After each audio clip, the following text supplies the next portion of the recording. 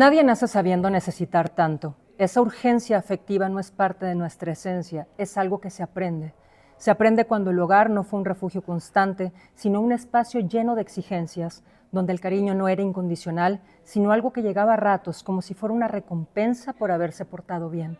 Se aprende cuando desde muy pequeños sentimos que para merecer amor había que hacer algo, ser más tranquilos, más perfectos, más invisibles.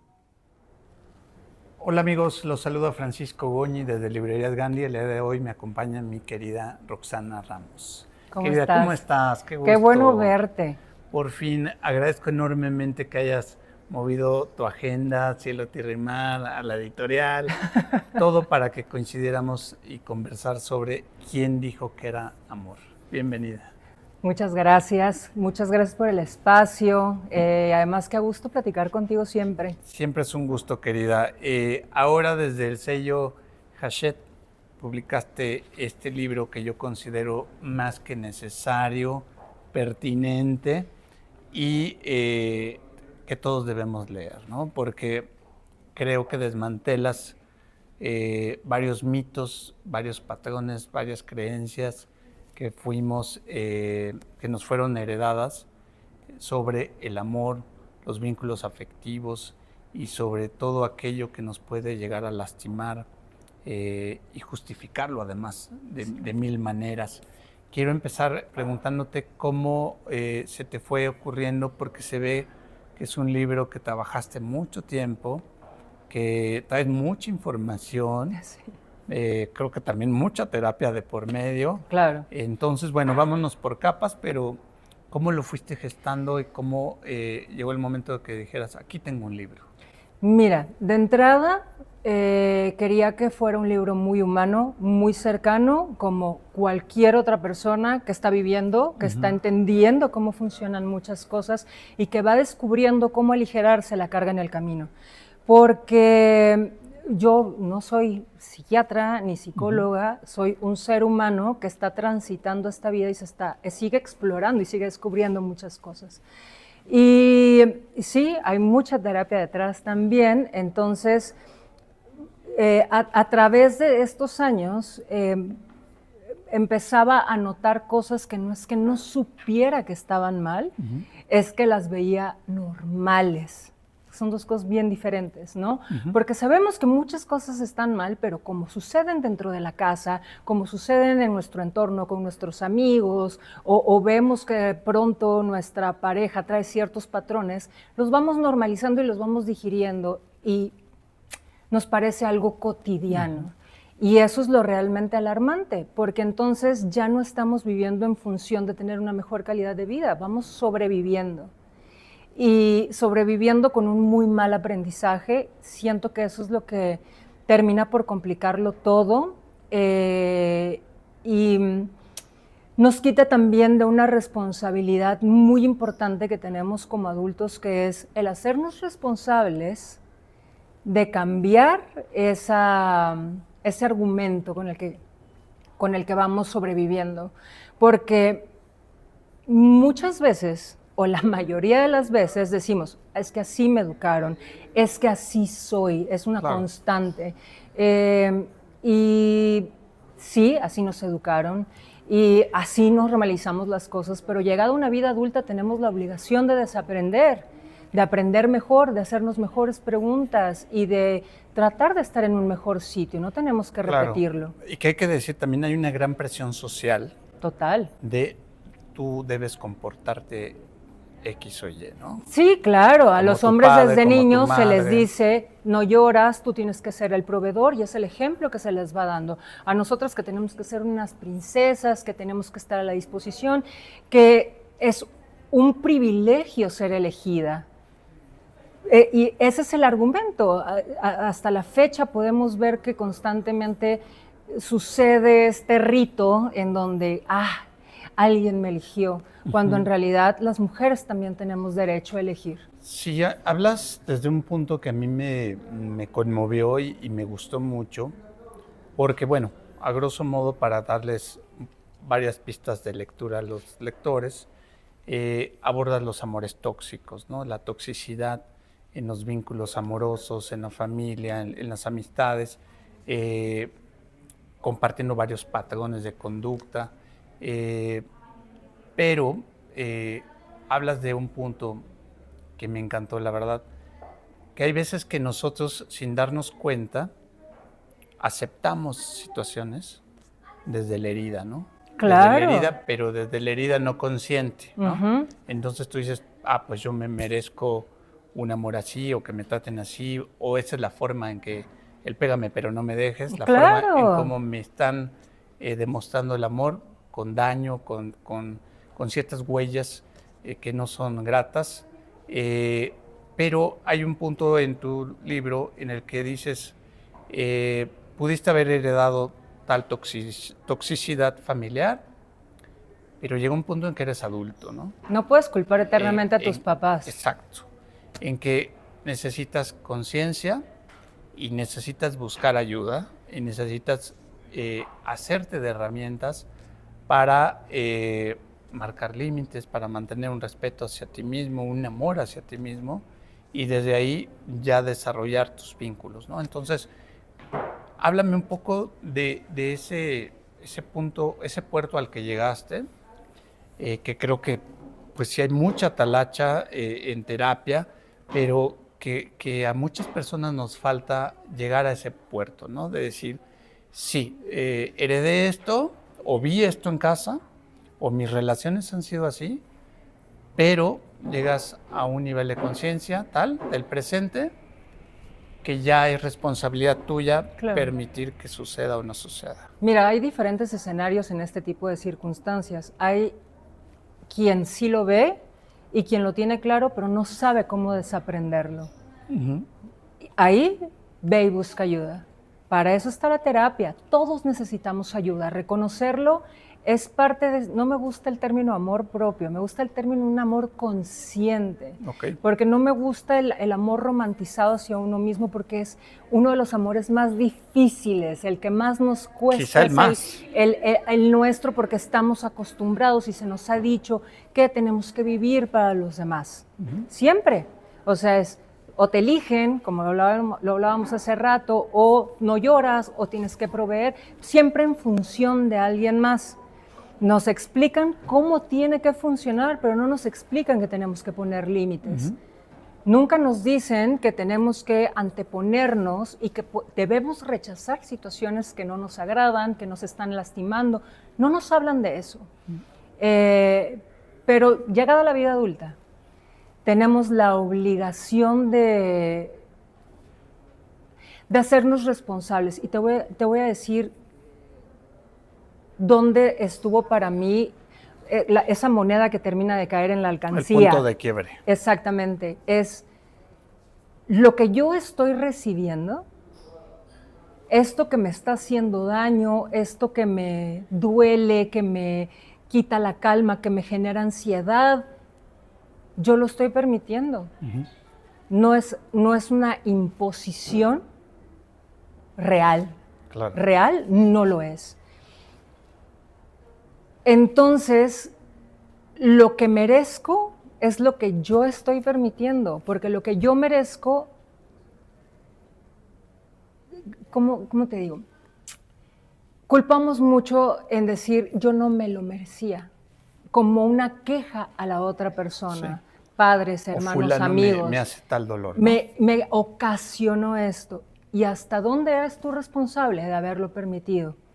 Porque si hubieras tenido un mejor escenario, si hubieras tenido las cosas un poco más claras, si probablemente hubieras desaprendido que el que aguanta ama, porque el amor todo lo puede y el amor todo lo perdona y el amor todo lo aguanta, y hubieras entendido que el amor no todo lo puede, no todo lo aguanta y no todo lo tiene que soportar, entonces tus límites serían más sanos y estarías teniendo interacciones, por ende, más sanas. En ese sentido, en tu experiencia y con lo que has visto y leído y terapeado, ¿cuál sería un consejo que lo pones en tu libro, pero compártenos un poco cómo romper ese círculo vicioso, ¿no? Porque justo se trata mucho de desaprender, de no seguir la herencia, de romper el esquema, de romper el huevo y atreverse a cambiar la historia. La narrativa, sí, personal. La narrativa, pero muchas veces la gente está situada en entornos, en círculos y estás como en un eterno bucle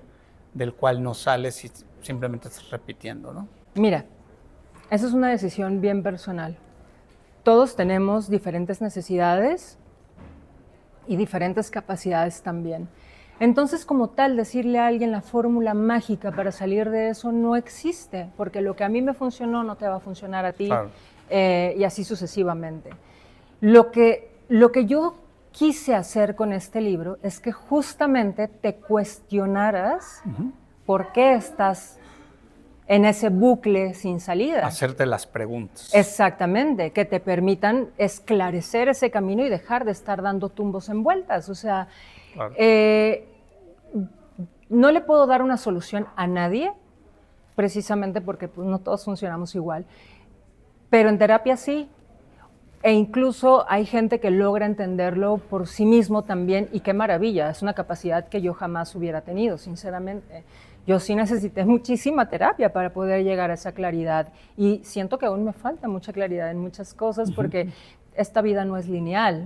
Claro. Entonces, lo que hoy entendí, mañana va a haber otro tema que no entienda y voy a tardar en procesarlo, y es parte del aprendizaje de estar vivo.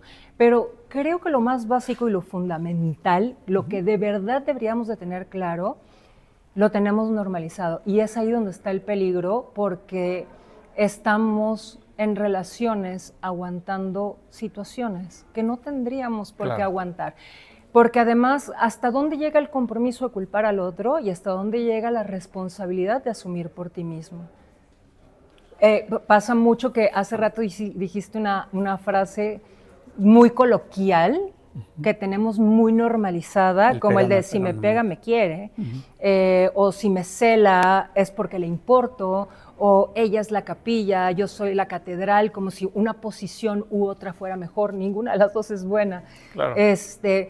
Pero a pesar de que suena como a cotorreo, en realidad así vamos funcionando por la vida. Sí. Y aunque el arte me parece maravilloso y no jamás lo culparía de absolutamente nada, y todos hemos estado en bares cantando canciones de despecho y hemos visto generaciones de mujeres cantar seré lo que tú quieras, seré tu reina, esclava o mujer.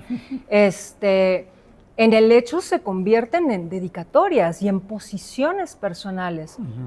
Entonces, todo parte desde qué estamos viendo, qué estamos normalizando, qué estamos llevando como un estandarte en nuestra vida, y si realmente el otro es culpable o nosotros somos culpables por la posición en la que nosotros mismos nos hemos puesto ante esas situaciones. Totalmente de acuerdo, querida. Pasando al formato del libro, a la estructura, me pareció muy interesante que hay distintos momentos en el libro. Por ejemplo, usaste el recurso de crear pequeños relatos, esos para ejemplificar una situación, poner como casos, y después hay otros momentos como más teóricos, más ensayísticos, pero también encontramos suertes como de balazos o de parrafitos que engloban cierto aprendizaje. ¿Cómo se te fue ocurriendo alternar el formato, la estructura del libro? Originalmente el libro empezó con la parte de la explicación, empezó con una parte completamente teórica, pero yo cuento historias y no quería perder esa identidad como autora. Me encanta la narrativa, me encanta el cuento corto, y me pareció que era una oportunidad maravillosa, porque no solamente te estoy diciendo que esto que normalizamos está mal, sino que te estoy poniendo un ejemplo que perfectamente viste en tu casa, contigo mismo o con el vecino o con quien sea, ¿no? Son historias pero me pareció maravilloso poder ejemplificarlas de una forma cotidiana para después decir, ¿viste esto? Y empezar a desmenuzar esa situación y el tratar de entender por qué esas situaciones siguen ocurriendo. Sí. Y la parte de los balazos fue una idea maravillosa de mi editora, que me dijo, creo que esto que haces en tus redes sociales se complementa muy bien con la estructura del libro. Vamos a integrarlo y dije, claro, me encanta. Hicimos una muy buena selección que iba completamente acorde con el contenido. Porque le da otro ritmo también de lectura, ¿no? De descanso, porque vienes con un relato súper fuerte que, Sí. como bien dices, puede ser tu hermana, fuiste tú, es tu exnovio, Sí. es tu exnovio, tu papá. Por ejemplo, hay un relato de un hombre que apela a controlar todo con el dinero y pensar... Que es un patrón muy común en nuestra sociedad, que es el decir Sí. yo no fallo porque no te falta el dinero. Exacto. O porque no te falta lo básico, cuando en realidad las necesidades humanas son muchas, ¿no? Sí, el dinero es importante, pero como padre, como hermano, como hijo, ¿qué estás haciendo? ¿No? Sí. Entonces siento que le dan un descanso, esta suerte de... Sí, de balazos. porque puede ser, en algún momento puede ser un poco confrontativa la lectura. Entonces, ese descansito viene muy bien, pero además a la gente le ha encantado porque dicen, dijiste exactamente lo que sentía en poquitos renglones y me encantó porque pude ponerle nombre a lo que estaba sintiendo. Justo por ahí va mi próxima pregunta, el uso del lenguaje. Te decía antes de cámara, detecto una precisión en el uso de palabras bastante notable. Muy decantado, muy limpio el texto. Háblame de cómo llegaste a esa claridad del lenguaje y por otro lado al tono. Algo que a mí me gusta de los libros de este corte es que no haya una superioridad moral o esta cosa, la vida es así, ¿no? Se tiene que vivir así, la fórmula es tal, no das fórmulas claramente, sino, bien lo dijiste, planteas las preguntas, planteas hacerse preguntas ante la vida de cada quien. ¿Cómo llegaste por una parte de ese lenguaje y cómo mantuviste ese justo medio de no pecar de superioridad moral? Porque hay muchos libros que abordan el amor, las relaciones interpersonales, que pecan de Desde un eso. pedestal. Sí, mira, primero que nada, respondiendo a tu primera pregunta, fue todo un tema, porque yo tengo TDAH y mi hiperactividad es mental. Entonces, de pronto yo puedo entender muy bien una idea, yo en mi cabeza, decir, esta situación la tengo muy clara, pero ahora, ¿cómo te la explico? Y ahí es donde viene el reto para mí. Entonces, no nada más es un reto personal, sino es un reto para trabajar yo mentalmente. Y el ir hilando y descubriendo una forma práctica y digerible de comunicarlo, me parece un ejercicio buenísimo. Más que para el lector, desde mi perspectiva, para mí misma, sí. Claro, porque aprendo a ser más pausada, a conectar. Muchas veces yo ya tengo 3 ideas adelante y apenas estoy hablando con alguien, la primera, ¿no? Estas pausas mentales para poder pasar a letras, lo que tengo aquí arriba resonando, que es muy claro y cuando lo quiero decir digo, ¿qué dije? Me pasa constantemente. Es un ejercicio muy bonito que a mí me permite manejarme mejor, ¿no? De una forma muy personal. Y me gustó el resultado porque dije, ya no nada más lo tengo claro en la mente, sino ya también lo tengo claro en una forma en la que me permite comunicarme mejor con los demás. Más eficiente, ¿no? Exactamente, me volví una persona más eficiente para conversar de estos temas con cualquier persona, lo cual es maravilloso porque normalmente solía quedarme callada y decir, yo ya lo entendí, pero ¿cómo lo explico? Y también por la complejidad de cada tema que abordas, ¿no? Y porque además mi mente es muy compleja. Entonces, claro. Doble complejidad. Sí, es doble complejidad y por eso representa un reto de mucho crecimiento personal. Me encantó haber escrito este libro. Es un libro que me tiene tremendamente orgullosa porque nunca he querido decirle a alguien qué hacer. Me parece una irresponsabilidad, pero también una responsabilidad demasiado grande, sobre todo si no tienes una preparación para decirle a alguien qué es lo que debe hacer. Yo lo único que te voy a decir como lector es busca ayuda. Aunque creas que no la necesites, vas a descubrir que sí la necesitas. Todos la necesitamos. Ajá, porque la mayoría de las veces, como platicaba con Alex hace rato, llegamos a terapia por un problema y resulta ser que ese problema no era el problema. Hay 30 problemas antes de ese que te llevaron a que ese problema se intensificara de esa manera. Entonces, siempre trato de ser muy responsable con lo que sale de mí. Yo no descubro hilos negros y sobre todo lo que quise hacer con este libro era acompañar al lector a hacerse nuevas preguntas, porque además si te das cuenta, yo no estoy juzgando ninguna situación, comparto incluso cómo descubrí ciertas cosas, cómo fui parte del problema y cómo me victimicé muchas veces, en las que después dije, Ramos, no puedes pretender que la gente fue absolutamente mala cuando tú estuviste aceptando un montón de cosas y fuiste parte del problema y fingiste dolor para... Vaya, tienen que leerlo para que lo entiendan un poco más, porque hablo de cosas personales que muchas mujeres y muchas otras personas han vivido, pero la forma en la que las encaré fue lo que me permitió madurar y dejar de estarme lamiendo las heridas eternamente. Entonces, no hay ningún pedestal, jamás podría tenerlo. Y se agradece, como lector se agradece. Y yo me lo agradezco mucho porque no ando cargando con situaciones que no me corresponden, porque al final sí tengo como mucha conciencia y a veces no me deja dormir, entonces prefiero dormir tranquila. Mis horas de sueño son benditas.